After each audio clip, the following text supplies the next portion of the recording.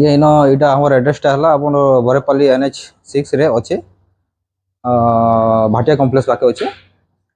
आम इटा नुआ लंच होचे इटा सब 3 व्हीलर टाइप 4 व्हीलर अच्छे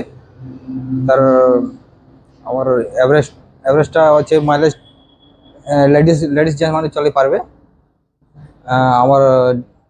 हैंडिकेप मारे चल पारे चार्ज है थे चार्ज है 80 किलोमीटर जी देवे यहाँ अच्छे 80 ରୁ 90 लाखे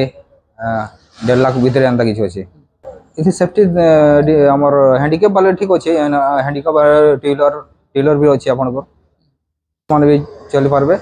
जेन्ट्स मैंने भी चली पारे सिस्टम अच्छे आ सब जिनटा बसी पारे तार सीट डबल अच्छे आज्ञा सेफ्टी 3 व्हीलर सेफ्टी बेल्ट अच्छे 4 व्हीलर अच्छे सेफ्टी बेल्ट अच्छे इलेक्ट्रिक स्कूटर यहाँ पॉल्यूशन लगे सब आसी नुआ लंच होता